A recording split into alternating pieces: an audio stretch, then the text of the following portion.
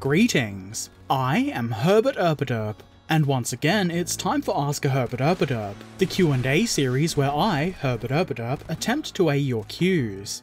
Before we start, I figured it might be a good idea to let you know that I have a new shirt design available, and also stickers and a mug with the same or similar designs available. I don't know who made the suggestion for a shirt that says "Sick Jumps", but I thought it was a funny idea and ran with it. I drew this BT7, or rather I roughly traced this BT7 in Illustrator. I think it's pretty cool, especially considering I use a mouse and not a pen and tablet thingy. So now you can buy a slightly less bizarre and random Herbert Erpaderp shirt. I mean, everybody understands that BT7s are for sick jumps, don't they? In addition, I've added a European storefront as well as the US one. This should make for lower shipping costs if you're not in the US or Canada. I would suggest if you're in Australia to use the European store because the shipping is much cheaper. There are links to both stores in the description below. And now, on to the questions. Ducking Tanker said, have you been visited by the KV2 Inquisition? Yes, I have, and I was left with a sign saying that nobody expects it. But I kind of expected it. I mean, I always hoped the KV2 Inquisition would come, and it did, and I was happy. What I didn't expect were the delightful gifts left in my giant orange H, so thank you for those. If that confuses you, then you've obviously not been watching my Minecraft streams. Maybe you should. Plaid Squid 41030 said, have you accepted Glorious Emu as your lord and saviour? No. I feel like even though he's glorious, the emu has some terrible plans in store. I will resist the emu and his glory. We fought a war against them once, and we'll do it again. Lizalica1 said, will you ever do a sub with the underwater effect? I am kind of low-key interested in doing a sub, most likely a German U-boat, because I think they're some of the more interesting looking subs. The more modern ones are a little bit less interesting in my opinion. I'm not sure what you mean by the underwater effect. If there's a specific effect you're referring to, well, I'm not sure what it is. When I think about building a sub, I mainly think about painting it how it would normally be painted, without any other effects other than weathering, I guess. But I think it might be interesting to try and make it appear as though it's underwater, maybe even submerging it in some clear acrylic or something like that. Sounds like something I would need to do some research on, but I am quite liking that idea. Probably not something that's going to be happening right away, but it is a maybe. Duncanuva said, have you heard of the Civilization games, and with that also Age of Empires? I have heard of both. I don't remember really enjoying the Civilization ones, though it has been a really long time since I've played any of them, so maybe my memory's a little bit faulty. I think I kind of liked Age of Empires 2 when I played that, but I've found with the more modern versions of games like that I just don't really get into them. Whether it's a change in what I like or the game's just getting more convoluted and less fun in my mind, I just don't seem to enjoy them anymore. I'm not really willing to spend the money on a newer Civilization game just to play it once, lose interest, and never play again. I mean, Civilization 5 is still $70.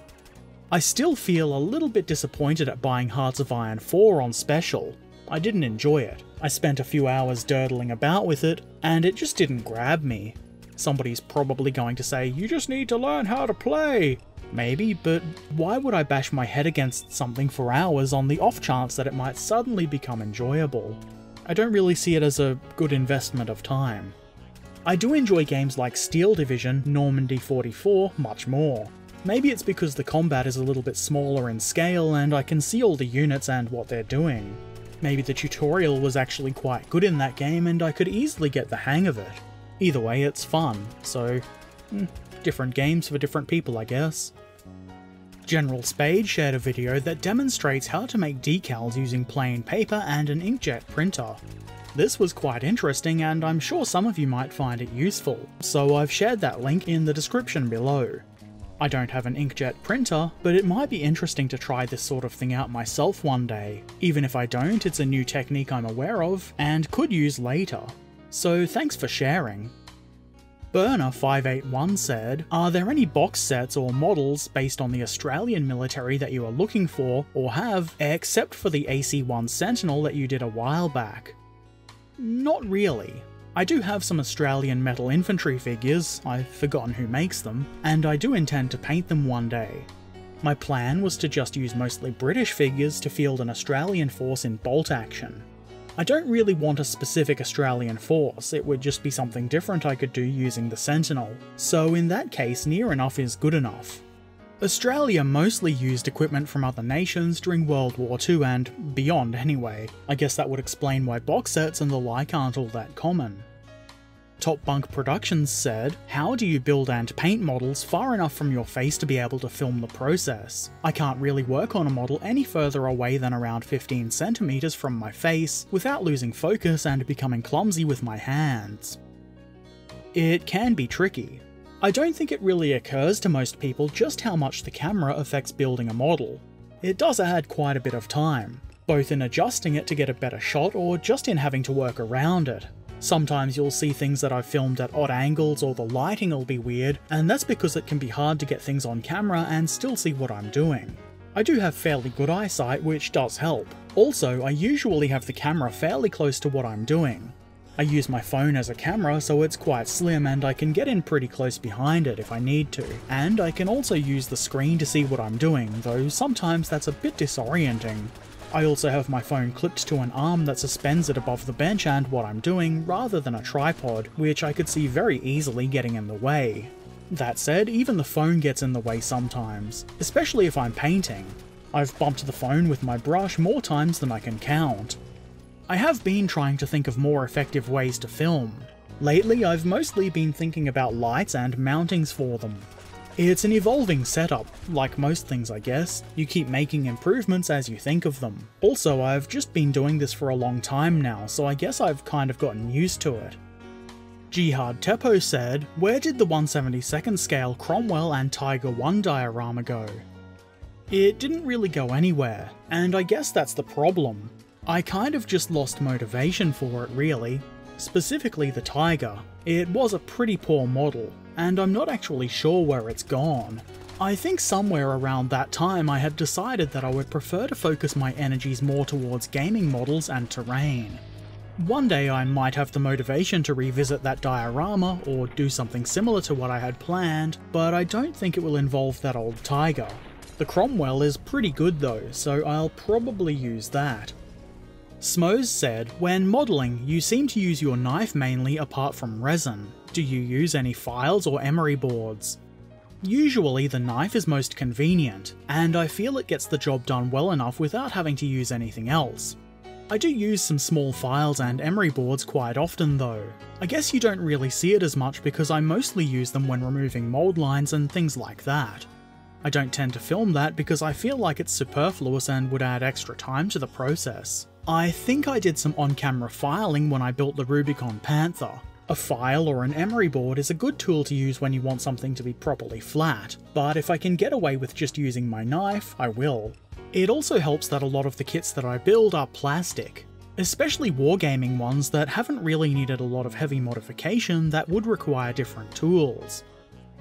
There were no questions on last week's Ask a Herbert Erpaderp video, which is a bit odd, but that just means we can move right into model time. And who doesn't like model time?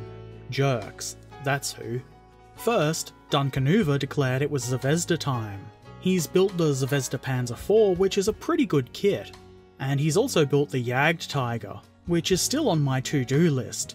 Looks like a pretty good model though the gun is reportedly a little bit fiddly. Here's an image of both models just chilling out. Some dude changed his name to something crazy and shared this Focke-Wulf 190. Is it a 190? My brain no work good. I think it is a 190. Either way, it's pretty nice, and I rather like the snake painted down the sides. Bagel Drone has shared some really cool Star Wars Legion stuff. I don't know a whole lot about Star Wars Legion itself, but it looks like they have some pretty cool models, and these ones have been painted really nicely. I especially like the AT-ST. The Darth Vader is pretty rad too.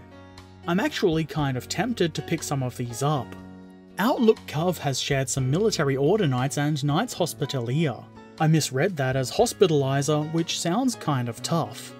These are Infinity models. Apparently they have some fiddly bits, but hey, sometimes that's just part of the hobby, isn't it? Ratto has shared some M7 Priests, M10 Wolverines, and a single Sherman. These are for Flames of War, and Ratto intends to use them for mid and late war.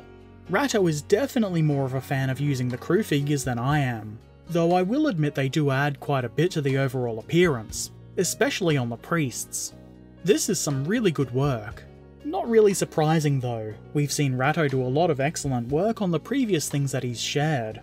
Here's an image demonstrating some resourcefulness. Ratto says the original blister came with no gun shields, and nor did the replacement, and then Battlefront stopped sending replacements, so he made his own gun shields. It's good to be resourceful, though I'm kind of surprised that Battlefront would refuse to either send more that they've checked had the gun shields or otherwise fix the problem. Kind of disappointed too, but you have solved the problem. Ratto might also have another problem though, gun addiction. Well, I guess it's better than not having enough guns. Smoes shared this Airfix 1/72nd scale Willys Jeep. It's not fully completed. It seems the bonnet doesn't quite fit right. Just needs to apply some pressure to minimise the gap though. I don't think that's such a bad thing either. I can see a Jeep with minor damage getting around with the edge of the bonnet lifted up or something like that. Sometimes defects can make things interesting. Crimson 1149 has shared some Pacific jungle terrain made for a tournament. It's cool to see some terrain and other things shared too.